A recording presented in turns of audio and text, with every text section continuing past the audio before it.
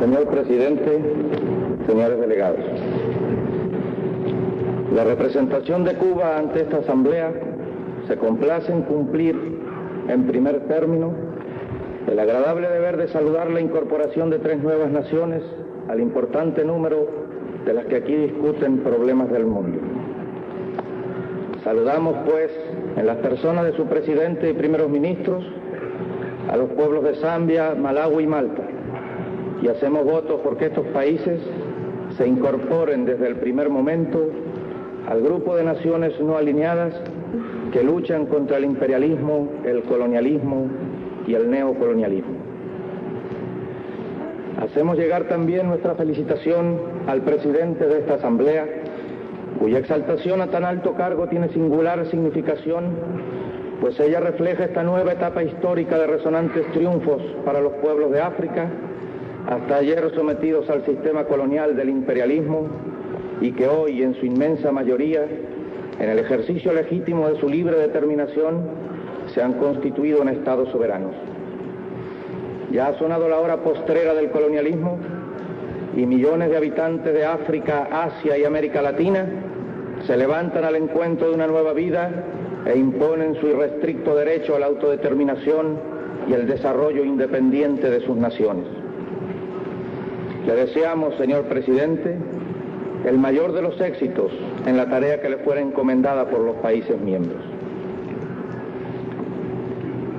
Cuba viene a fijar su posición sobre los puntos más importantes de controversia y lo hará con todo el sentido de la responsabilidad que entraña el hacer uso de esta tribuna, pero al mismo tiempo respondiendo al deber insoslayable de hablar con toda claridad y franqueza. Quisiéramos ver desperezarse a esta Asamblea y marchar hacia adelante, que las comisiones comenzaran su trabajo y que éste no se detuviera en la primera confrontación. El imperialismo quiere convertir esta reunión en un vano torneo oratorio en vez de resolver los graves problemas del mundo. Debemos impedírselo. Esta Asamblea no debiera recordarse en el futuro solo por el número 19 que la identifique. A lograr ese fin van encaminados nuestros esfuerzos.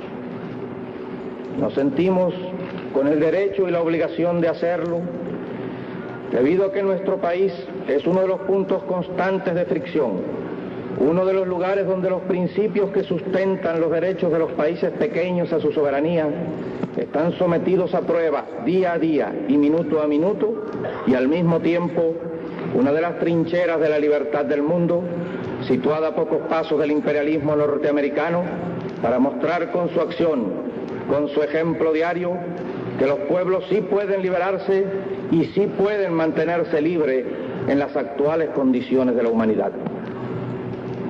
Desde luego, ahora existe un campo socialista cada día más fuerte y con armas de contención más poderosas, pero se requieren condiciones adicionales para la supervivencia: mantener la cohesión interna, tener fe en los propios destinos y decisión irrenunciable de luchar hasta la muerte en defensa del país y de la revolución. En Cuba se dan esas condiciones, señores delegados. De todos los problemas candentes que deben tratarse en esta Asamblea, uno de los que para nosotros tiene particular significación y cuya definición creemos debe hacerse en forma que no deje dudas a nadie, es el de la coexistencia pacífica entre estados de diferentes regímenes económicos sociales. Mucho se ha avanzado en el mundo en este campo, pero el imperialismo, norteamericano sobre todo, ha pretendido hacer creer que la coexistencia pacífica es de uso exclusivo de las grandes potencias de la Tierra. Nosotros expresamos aquí lo mismo que nuestro presidente expresara en el Cairo y lo que después quedará plasmado en la declaración de la segunda conferencia de jefes de Estado o de Gobierno de países no alineados: que no puede haber coexistencia pacífica entre poderosos solamente si se pretende asegurar la paz del mundo. La coexistencia pacífica debe ejercitarse entre todos los estados, independientemente de su tamaño, de las anteriores relaciones históricas que los ligara y de los problemas que se suscitaren entre algunos de ellos en un momento dado. Actualmente, el tipo de coexistencia pacífica a que nosotros aspiramos no se cumple en multitud de casos. El reino de Camboya, simplemente por mantener una actitud neutral y no plegarse a las maquinaciones del imperialismo norteamericano, se ha visto sujeto a toda clase de ataques alevosos y brutales, partiendo de las bases que los yanquis tienen en Vietnam del Sur. Laos, país dividido, ha sido objeto también de agresiones imperialistas de todo tipo. Su pueblo ha sido masacrado desde el aire. Las convenciones que se firmaran en Ginebra han sido violadas y parte del territorio está en constante peligro de ser atacado mansalva por las fuerzas imperialistas. La República Democrática de Vietnam, que sabe de todas estas historias de agresiones como pocos pueblos en la tierra, ha visto una vez más violadas sus fronteras.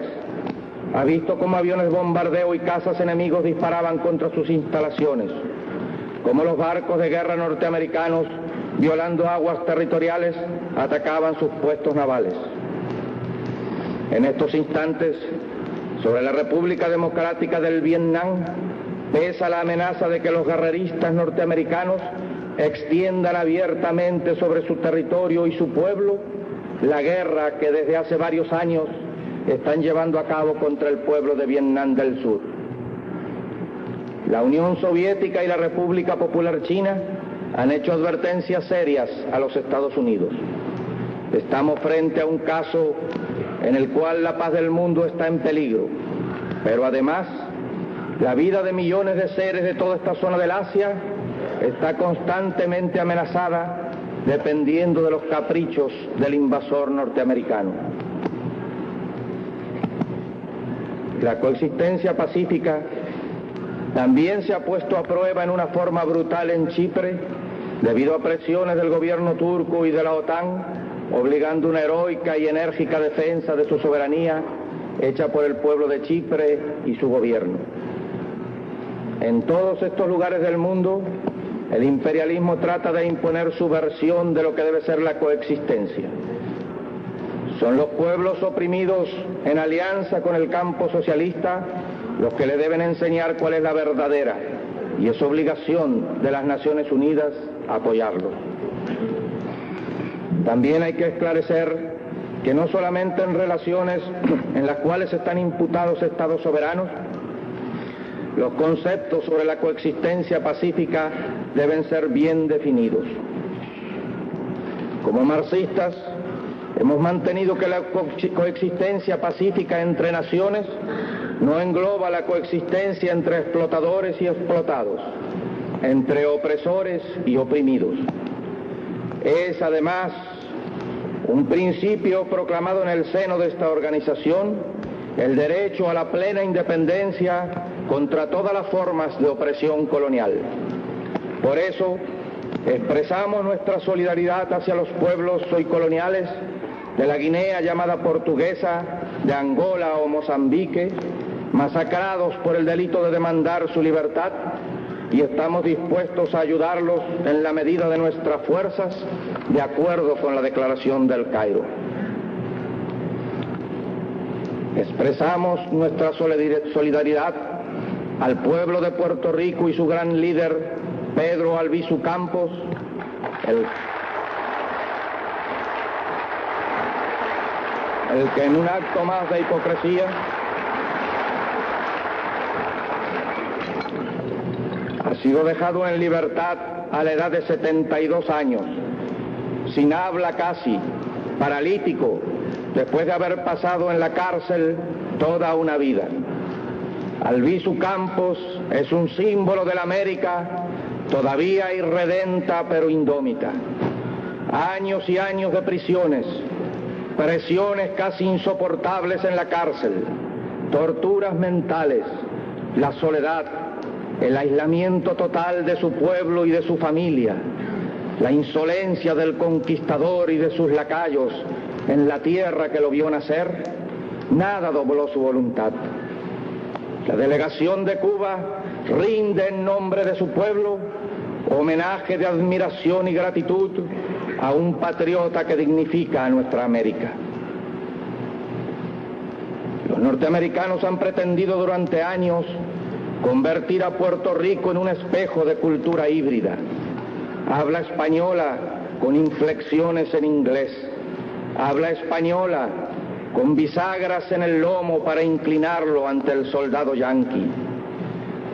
Soldados puertorriqueños han sido empleados como carne de cañón en guerras del imperio, como en Corea, y hasta para disparar contra sus propios hermanos, como en la masacre perpetrada por el ejército norteamericano hace algunos meses contra el pueblo inerme de Panamá, una de las más recientes fechorías del imperialismo yanqui. Sin embargo, a pesar de esa tremenda violentación de su voluntad y su destino histórico, el pueblo de Puerto Rico ha conservado su cultura, su carácter latino, sus sentimientos nacionales, que muestran por sí mismos la implacable vocación de independencia yacente en las masas de la isla latinoamericana. También debemos advertir que el principio de la coexistencia pacífica no entraña el derecho a burlar la voluntad de los pueblos, como ocurre en el caso de la Guayana llamada británica, en que el gobierno del primer ministro Cheddi Jagan ha sido víctima de toda clase de presiones y maniobras, y se ha ido dilatando el instante de otorgarle la independencia en la búsqueda de métodos que permitan burlar los deseos populares y asegurar la docilidad de un gobierno distinto al actual, colocado allí por turbios manejos, para entonces otorgar una libertad castrada a este pedazo de tierra americana. Cualesquiera que sean los caminos que la Guayana se vea obligada a seguir para obtenerla, hacia su pueblo va el apoyo moral y militante de Cuba. Debemos señalar asimismo que las islas de Guadalupe y Martinica están luchando por su autonomía desde hace tiempo sin lograrla, y ese estado de cosas no debe seguir.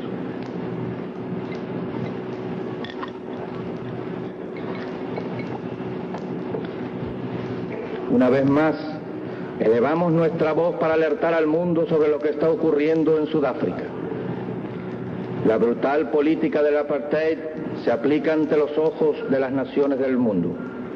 Los pueblos de África se ven obligados a soportar que en ese continente todavía se oficialice la superioridad de una raza sobre otra, que se asesine impunemente en nombre de esa superioridad racial. Las Naciones Unidas no harán nada para impedirlo. Quería referirme específicamente al doloroso caso del Congo, único en la historia del mundo moderno, que muestra cómo se puede burlar con la más absoluta impunidad, con el cinismo más insolente, el derecho de los pueblos. Las ingentes riquezas que tiene el Congo y que las naciones imperialistas quieren mantener bajo su control son los motivos directos de todo esto. En la intervención que hubiera de hacer a raíz de su primera visita a las Naciones Unidas, el compañero Fidel Castro advertía que todo el problema de la coexistencia entre las naciones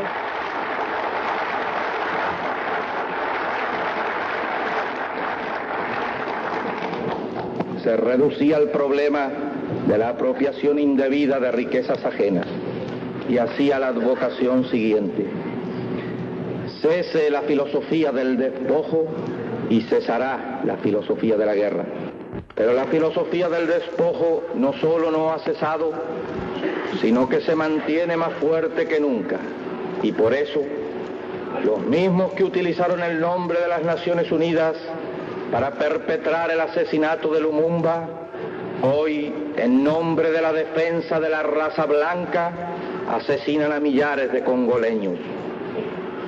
¿Cómo es posible que olvidemos la forma en que fue traicionada la esperanza que Patricio Lumumba puso en las Naciones Unidas? ¿Cómo es posible que olvidemos los rejuegos y maniobras que sucedieron a la ocupación de ese país por las tropas de las Naciones Unidas, bajo cuyos auspicios actuaron impunemente los asesinos del gran patriota africano? ¿Cómo podremos olvidar, señores delegados, que quien desacató la autoridad de las Naciones Unidas en el Congo, y no precisamente por razones patrióticas, sino en virtud de pugnas entre imperialistas, fue Moisés Tshombe, que inició la secesión en Katanga con el apoyo belga? ¿Y cómo justificar, cómo explicar que al final de toda la acción de las Naciones Unidas, Tshombe, desalojado de Katanga, regrese dueño y señor del Congo? ¿Quién podría negar el triste papel que los imperialistas obligaron a jugar a la Organización de Naciones Unidas? En resumen, se hicieron aparatosas movilizaciones para evitar la escisión de Katanga, y hoy Katanga está en el poder. Las riquezas del Congo en manos imperialistas, y los gastos deben pagarlos las naciones dignas. ¡Qué buen negocio hacen los mercaderes de la guerra! Por eso el gobierno de Cuba apoya la justa actitud de la Unión Soviética al negarse a pagar los gastos del crimen.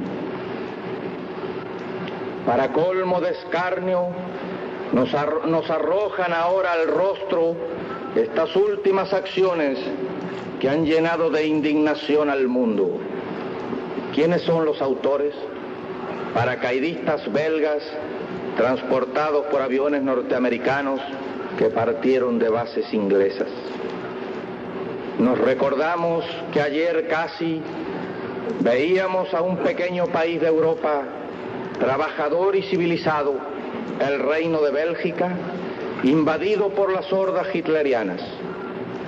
Amargaba nuestra conciencia al saber de ese pequeño pueblo masacrado por el imperialismo germano, y lo veíamos con cariño.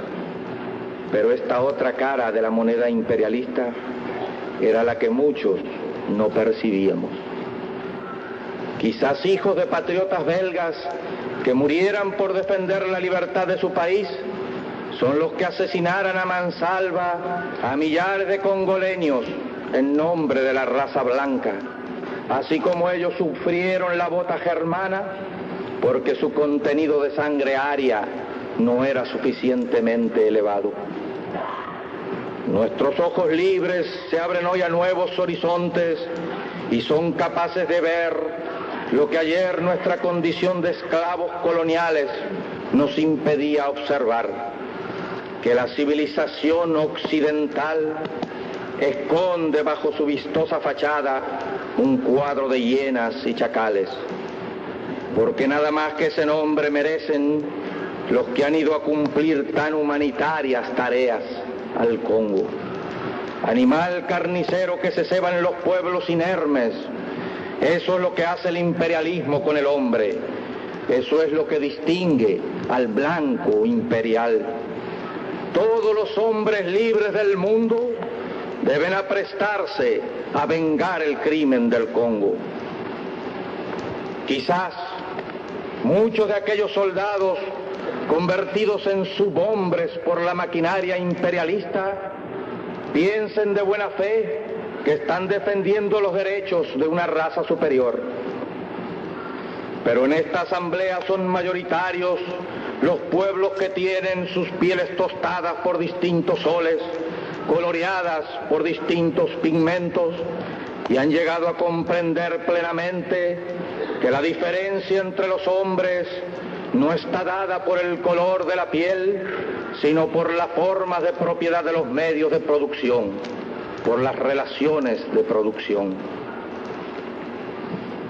La delegación cubana hace llegar su saludo a los pueblos de Rodesia del Sur y África Sudoccidental, oprimidos por minorías de colonos blancos, a Basutolandia, Bechuania y Suazilandia, a la Somalía francesa, al pueblo árabe de Palestina, a Adén y los protectorados, a Omán y a todos los pueblos en conflicto con el imperialismo o el colonialismo, y les reitera su apoyo. Formula además votos por una justa solución al conflicto que la hermana República de Indonesia encara en relación con Malasia. Señor presidente, Uno de los temas fundamentales de esta conferencia es el del desarme general y completo.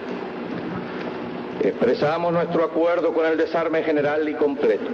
Propugnamos además la destrucción total de los artefactos termonucleares y apoyamos la celebración de una conferencia de todos los países del mundo para llevar a cabo estas aspiraciones de los pueblos. Nuestro primer ministro advertía en su intervención ante esta asamblea que siempre las carreras armamentistas han llevado a la guerra. Hay nuevas potencias atómicas en el mundo. Las posibilidades de una confrontación crecen. Nosotros consideramos que es necesaria esa conferencia con el objetivo de lograr la destrucción total de las armas termonucleares y como primera medida la prohibición total de las pruebas. Al mismo tiempo, debe establecerse claramente la obligación de todos los países de respetar las actuales fronteras de otros estados, de no ejercer acción agresiva alguna, aun cuando sea con armas convencionales. Al unirnos a la voz de todos los países del mundo que piden el desarme general y completo, la destrucción de todo el arsenal atómico, el cese absoluto de la fabricación de nuevos artefactos termonucleares y las pruebas atómicas de cualquier tipo, creemos necesario puntualizar que, además, debe también respetarse la integridad territorial de las naciones y debe detenerse el brazo armado del imperialismo, no menos peligroso porque solamente empuñe armas convencionales. Quienes asesinaron miles de indefensos ciudadanos del Congo no se sirvieron del arma atómica. Han sido armas convencionales empuñadas por el imperialismo las causantes de tanta muerte. Aun cuando las medidas aquí preconizadas de hacerse efectivas harían inútil la mención, es conveniente recalcar que no podemos adherirnos a ningún pacto regional de desnuclearización mientras Estados Unidos mantenga bases agresivas en nuestro propio territorio, en Puerto Rico, Panamá y otros estados americanos, donde se considera con derecho a emplazar, sin restricción alguna, tanto armas convencionales como nucleares.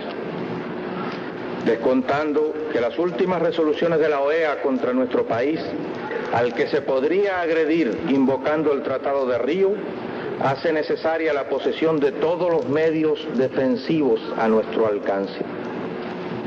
Creemos que si la conferencia de que hablábamos lograra todos esos objetivos, cosa difícil desgraciadamente, sería la más trascendental en la historia de la humanidad. Para asegurar esto, sería preciso contar con la presencia de la República Popular China, y de ahí el hecho obligado de la realización de una reunión de ese tipo.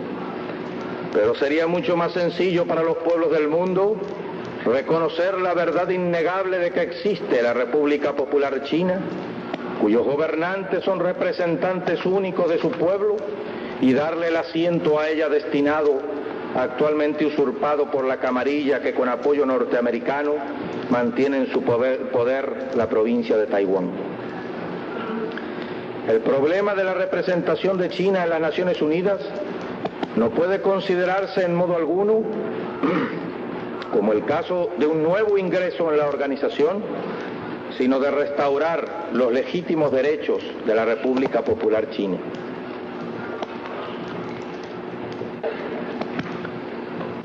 Debemos repudiar enérgicamente el complot de las dos Chinas. La camarilla chiangkai-shekista de Taiwán no puede permanecer en la Organización de las Naciones Unidas. Se trata, repetimos, de expulsar al usurpador e instalar al legítimo representante del pueblo chino. Advertimos además contra la insistencia del gobierno de los Estados Unidos en presentar el problema de la legítima representación de China en las Naciones Unidas como una cuestión importante, al objeto de imponer el quórum extraordinario de votación de las 2/3 partes de los miembros presentes y votantes. El ingreso de la República Popular China al seno de las Naciones Unidas es efectivamente una cuestión importante para el mundo en su totalidad, pero no para el mecanismo de las Naciones Unidas, donde debe constituir una mera cuestión de procedimiento. En esta forma se haría justicia, pero casi tan importante como hacer justicia, quedaría además demostrado de una vez que esta augusta Asamblea tiene ojos para ver, oídos para oír, lengua propia para hablar, criterio certero para elaborar decisiones.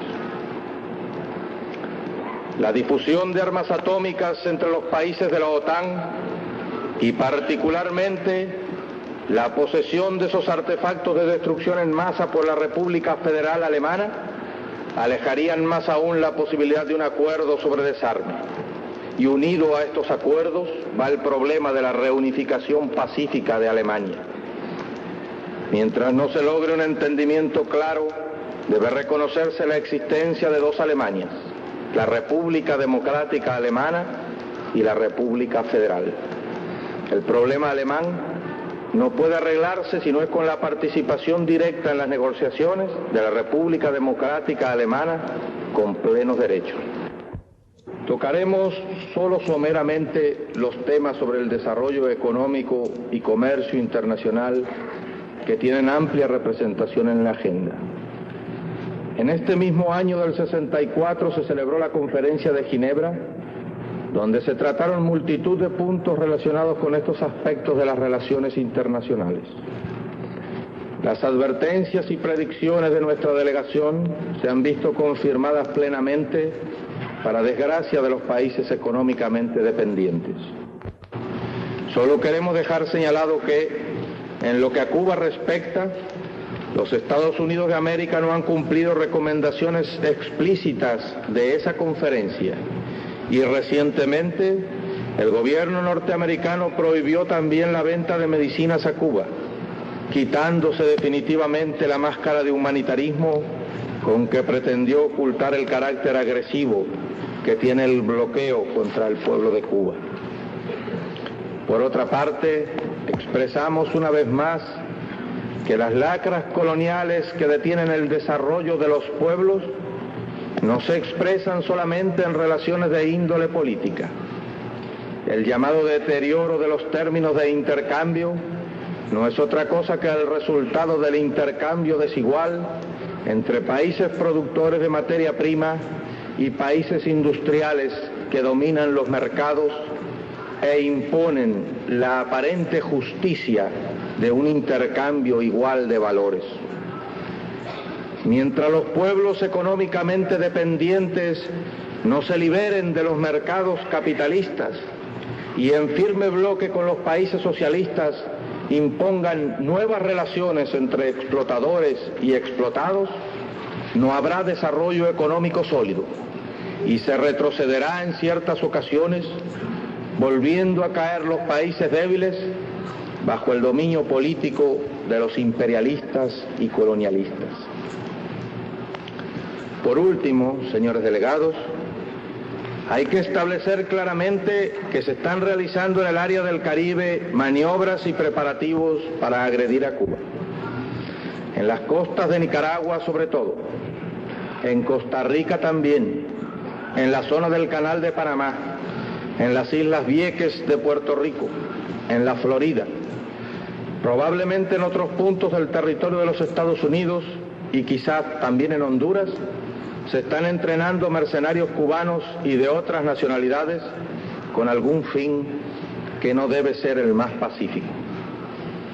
Después de un sonado escándalo, el gobierno de Costa Rica se afirma, ha ordenado la liquidación de todos los campos de adiestramiento de cubanos exilados en ese país. Nadie sabe si esta actitud es sincera o si constituye una simple coartada debido a que los mercenarios entrenados allí estén a punto de cometer alguna fechoría. Esperamos que se tome clara conciencia de la existencia real de bases de agresión, lo que hemos denunciado desde hace tiempo, y se medite sobre la responsabilidad internacional que tiene el gobierno de un país que autoriza y facilita el entrenamiento de mercenarios para atacar a Cuba. He de hacer notar que las noticias sobre entrenamiento de mercenarios en distintos puntos del Caribe y la participación que tiene en tales actos el gobierno norteamericano se dan con toda naturalidad en los periódicos de los Estados Unidos. No sabemos de ninguna voz latinoamericana que haya protestado oficialmente por ello. Esto nos muestra el cinismo con que manejan los Estados Unidos a sus peones. Los sutiles cancilleres de la OEA, que tuvieron ojos para ver escudos cubanos y encontrar pruebas irrefutables en las armas yanquis exhibidas por Venezuela, no ven los preparativos de agresión que se muestran en los Estados Unidos, como no oyeron la voz del presidente Kennedy, que se declaraba explícitamente agresor de Cuba en Playa Girón. En algunos casos es una ceguera provocada por el odio de las clases dominantes de países latinoamericanos contra nuestra revolución. En otros, más tristes aún, es producto de los deslumbrantes resplandores de Mamón. Como es de todos conocido, después de la tremenda conmoción llamada crisis del Caribe, los Estados Unidos contrajeron con la Unión Soviética determinados compromisos que culminaron en la retirada de cierto tipo de armas que las continuas agresiones de aquel país, como el ataque mercenario de Playa Girón y las amenazas de invadir nuestra patria, nos obligaron a emplazar en Cuba en acto de legítima e irrenunciable defensa. Pretendieron los norteamericanos, además, que las Naciones Unidas inspeccionaran nuestro territorio, a lo que nos negamos enfáticamente, ya que Cuba no reconoce el derecho de los Estados Unidos ni de nadie en el mundo a determinar qué tipo de armas pueda tener dentro de sus fronteras. En este sentido, solo acataríamos acuerdos multilaterales con iguales obligaciones para todas las partes. Como ha dicho Fidel Castro, mientras el concepto de soberanía exista como prerrogativa de las naciones y de los pueblos independientes y como derecho de todos los pueblos, nosotros no aceptaremos la exclusión de nuestro pueblo de ese derecho. Mientras el mundo se rija por esos principios, mientras el mundo se rija por esos conceptos que tengan validez universal, porque son universalmente aceptados y consagrados por los pueblos, nosotros no aceptaremos que se nos prive de ninguno de esos derechos. Nosotros no renunciaremos a ninguno de esos derechos. El señor secretario general de las Naciones Unidas, U Thant, entendió nuestras razones.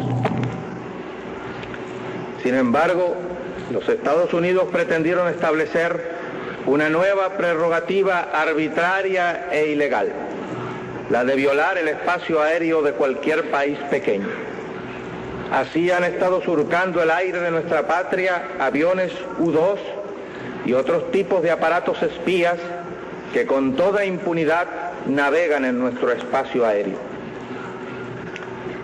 Hemos hecho todas las advertencias necesarias para que cesen las violaciones aéreas, así como las provocaciones que los marinos yanquis hacen contra nuestras postas de vigilancia en la zona de Guantánamo, los vuelos rasantes de aviones sobre buques nuestros o de otras nacionalidades en aguas internacionales, los ataques piratas a barcos de distintas banderas y las infiltraciones de espías, saboteadores y armas en nuestra isla.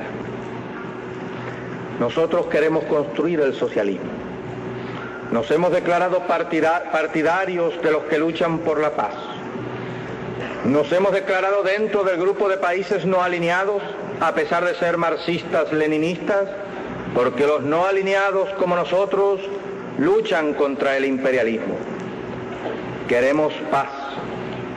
Queremos construir una vida mejor para nuestro pueblo y por eso eludimos al máximo caer en las provocaciones maquinadas por los yanquis. Pero conocemos la mentalidad de sus gobernantes.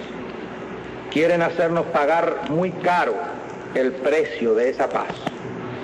Nosotros contestamos que ese precio no puede llegar más allá de las fronteras de la dignidad.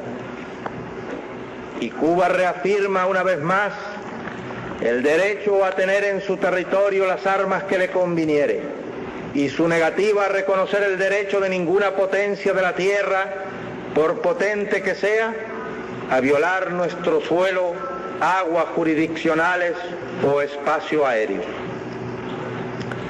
Si en alguna asamblea Cuba adquiere obligaciones de carácter colectivo, las cumplirá fielmente.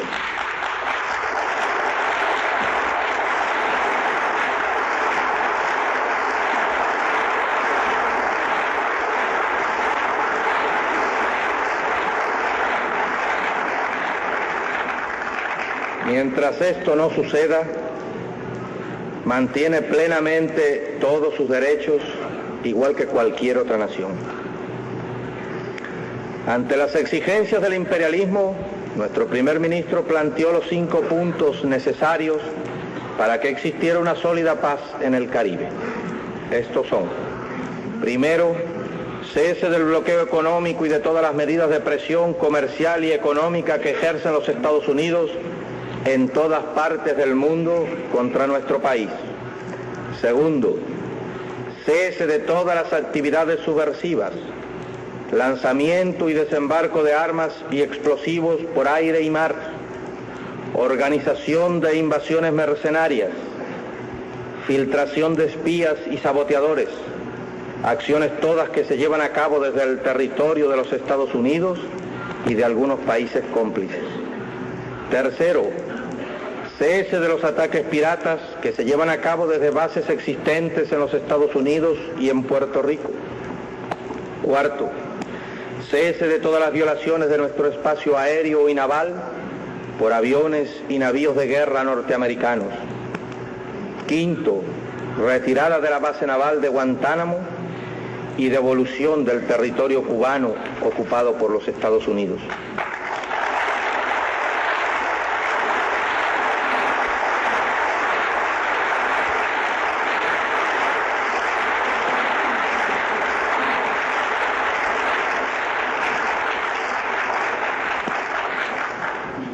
No se han cumplido ninguna de estas exigencias elementales y desde la base naval de Guantánamo continúa el hostigamiento de nuestras fuerzas. Dicha base se ha convertido en guarida de malhechores y catapulta de introducción de estos en nuestro territorio. Cansaríamos a esta asamblea si hiciéramos un relato medianamente detallado de la multitud de provocaciones de todo tipo. Baste decir que el número de ellas, incluidos los primeros días de este mes de diciembre, alcanza la cifra de 1.323 solamente en 1964. La lista abarca provocaciones menores, como violación de la línea divisoria, lanzamiento de objetos desde el territorio controlado por los norteamericanos, realización de actos de exhibicionismo sexual por norteamericanos de ambos sexos, ofensas de palabra, otros de carácter más grave como disparos de armas de pequeño calibre, manipulación de armas apuntando a nuestro territorio y ofensas a nuestra enseña nacional. Provocaciones gravísimas son el cruce de la línea divisoria provocando incendios en instalaciones del lado cubano y disparos con fusiles, hechos repetidos 78 veces durante el año, con el saldo doloroso de la muerte del soldado Ramón López Peña, de resultas de 2 disparos efectuados por las postas norteamericanas, situadas a 3,5 kilómetros de la costa por el límite noroeste. Esta gravísima provocación fue hecha a las 19:07 del día 19 de julio de 1964, y el primer ministro de nuestro gobierno manifestó públicamente el 26 de julio que de repetirse el hecho se daría orden a nuestras tropas de repeler la agresión. Simultáneamente,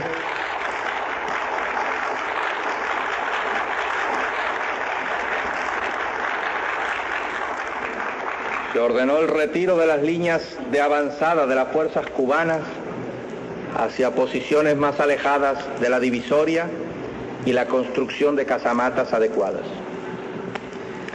1.323 provocaciones en 340 días significan aproximadamente 4 diarias.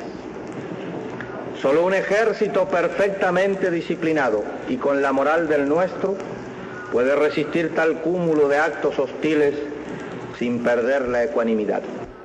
47 países reunidos en la segunda conferencia de jefes de Estado o gobiernos de los países no alineados en El Cairo acordaron por unanimidad.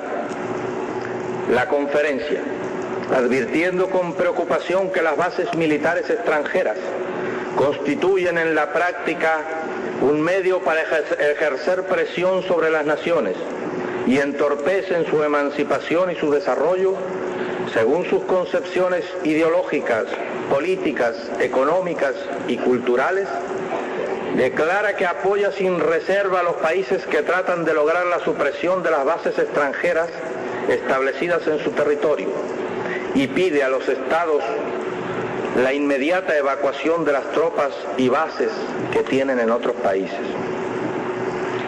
La conferencia considera que el mantenimiento por los Estados Unidos de América de una base militar en Guantánamo, Cuba, contra la voluntad del gobierno y del pueblo de Cuba y contra las disposiciones de la declaración de la Conferencia de Belgrado, constituye una violación de la soberanía y de la integridad territorial de Cuba.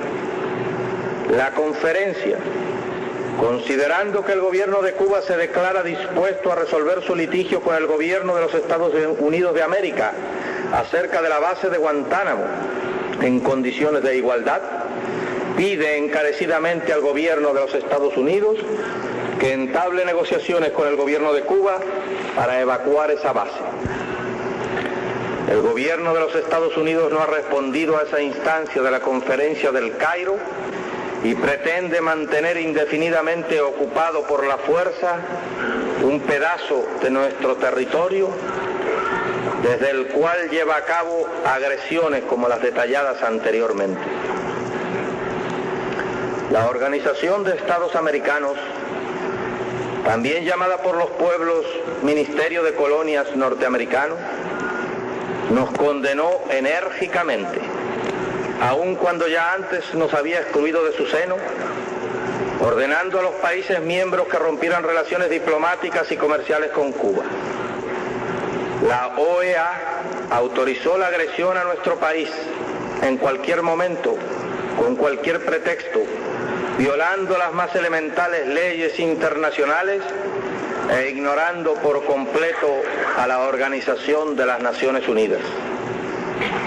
A aquella medida se opusieron con sus votos los países de Uruguay, Bolivia, Chile y México. Y se opuso cumplir la sanción una vez aprobada el gobierno de los Estados Unidos mexicanos. Desde entonces no tenemos relaciones con países latinoamericanos, salvo con aquel Estado, cumpliéndose así una de las etapas previas de la agresión directa del imperialismo. Queremos aclarar una vez más que nuestra preocupación por Latinoamérica está basada en los lazos que nos unen, la lengua que hablamos, la cultura que sustentamos, el amo común que tuvimos, que no nos anima ninguna otra causa para desear la liberación de Latinoamérica del yugo colonial norteamericano. Si alguno de los países latinoamericanos aquí presentes decidiera restablecer relaciones con Cuba, estaríamos dispuestos a hacerlo sobre bases de igualdad y no con el criterio de que es una dádiva a nuestro gobierno el reconocimiento como país libre del mundo, porque ese reconocimiento lo obtuvimos con nuestra sangre en los días de la lucha de liberación, lo adquirimos con sangre en la defensa de nuestras playas frente a la invasión yanqui.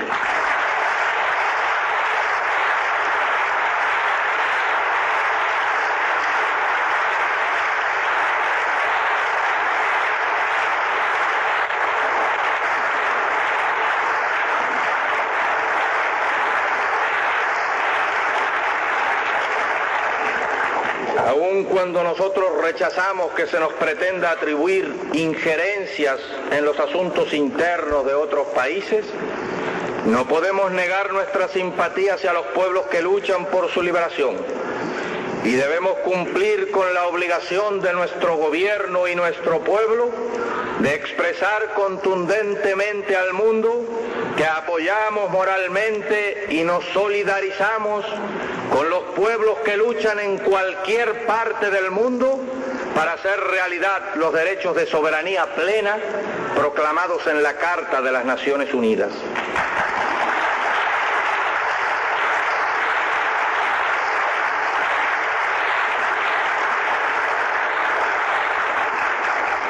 Los Estados Unidos sí intervienen, lo han hecho históricamente en América.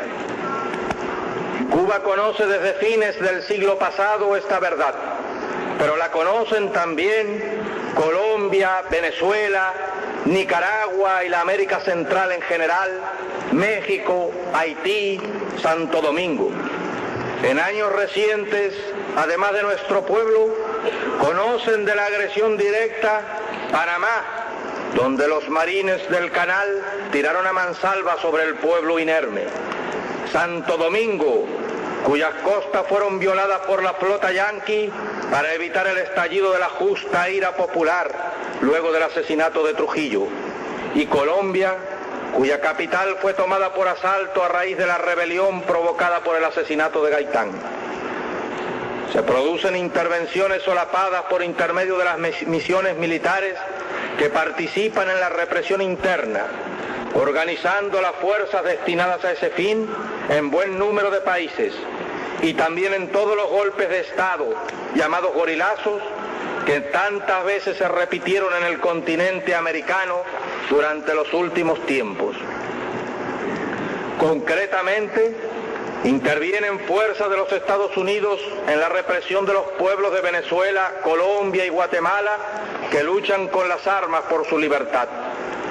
En el primero de los países nombrados, no solo asesoran al ejército y a la policía, sino que también dirigen los genocidios efectuados desde el aire contra la población campesina de amplias regiones insurgentes. Y las compañías yanquis instaladas allí hacen presiones de todo tipo para aumentar la injerencia directa. Los imperialistas se preparan a reprimir a los pueblos americanos y están formando la Internacional del Crimen. Los Estados Unidos intervienen en América invocando la defensa de las instituciones libres. Llegará el día que esta asamblea adquiera aún más madurez y le demande al gobierno norteamericano garantías para la vida de la población negra y latinoamericana que vive en este país, norteamericanos de origen o adopción, la mayoría de ellos. ¿Cómo puede constituirse en gendarme de la libertad quien asesina a sus propios hijos y los discrimina diariamente por el color de la piel? Quien deja en libertad a los asesinos de los negros, los protege además y castiga a la población negra por exigir el respeto a sus legítimos derechos de hombres libres. Comprendemos que hoy la Asamblea no está en condiciones de demandar explicaciones sobre estos hechos, pero debe quedar claramente sentado que el gobierno de los Estados Unidos no es gendarme de la libertad, sino perpetuador de la explotación y la opresión contra los pueblos del mundo y contra buena parte de su propio pueblo.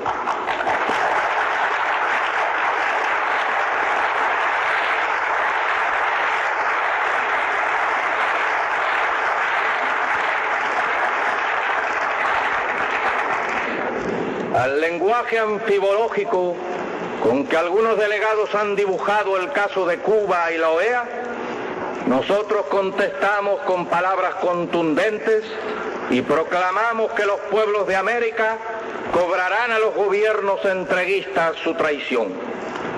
Cuba, señores delegados, libre y soberana, sin cadenas que la aten a nadie, sin inversiones extranjeras en su territorio, sin procónsules que orienten su política, puede hablar con la frente alta en esta asamblea y demostrar la justeza de la frase con que la bautizaran: territorio libre de América.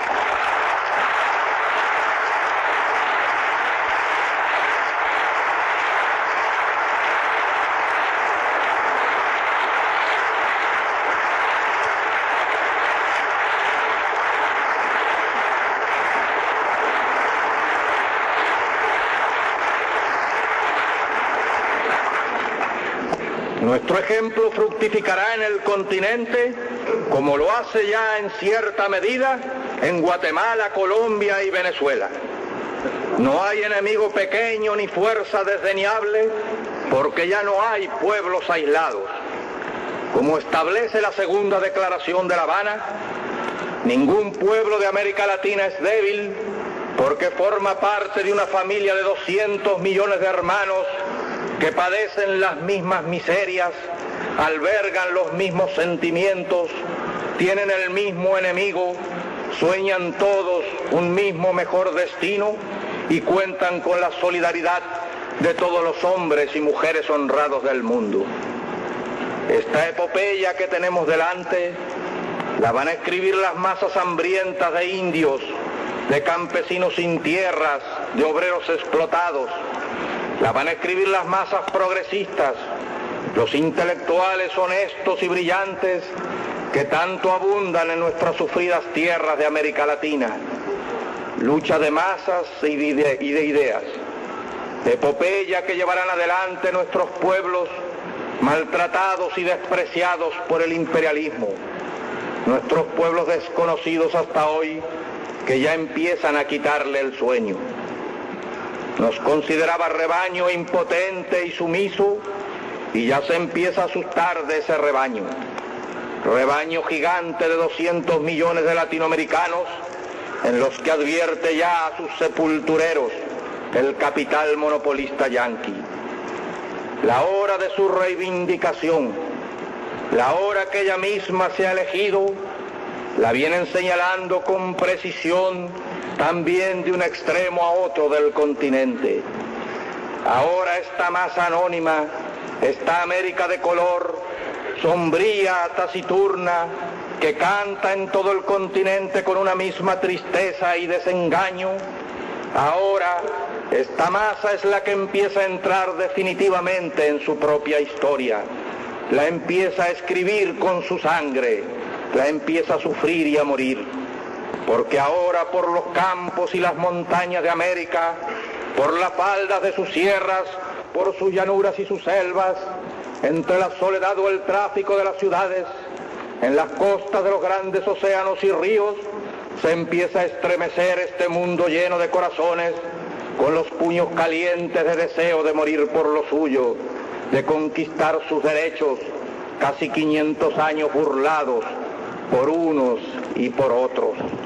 Ahora sí, la historia tendrá que contar con los pobres de América, con los explotados y vilipendiados de América Latina, que han decidido empezar a escribir ellos mismos para siempre su historia. Ya se les ve por los caminos, un día y otro, a pie en marcha sin término de cientos de kilómetros, para llegar hasta los Olimpos gobernantes a recabar sus derechos. Ya se les ve armados de piedras, de palos, de machetes, en un lado y otro cada día, ocupando las tierras, afincando sus garfios en las tierras que le pertenecen y defendiéndola con su vida. Se les ve llevando sus cartelones, sus banderas, sus consignas, haciéndolas correr en el viento por entre las montañas o a lo largo de los llanos. Y esa ola de estremecido rencor, de justicia reclamada, de derecho pisoteado que se empieza a levantar por entre las tierras de Latinoamérica, esa ola ya no parará más. Esa ola irá creciendo cada día que pase, porque esa ola la forman los mayoritarios en todos los aspectos, los que acumulan con su trabajo las riquezas, crean los valores, hacen andar las ruedas de la historia y que ahora despiertan del largo sueño embrutecedor a que los sometieron. porque esta gran humanidad ha dicho basta y ha echado a andar, y su marcha de gigantes ya no se detendrá hasta conquistar la verdadera independencia por la que ya han muerto más de una vez inútilmente. Ahora, en todo caso, los que mueran, morirán como los de Cuba, los de Playa Girón, morirán por su única, verdadera, irrenunciable independencia.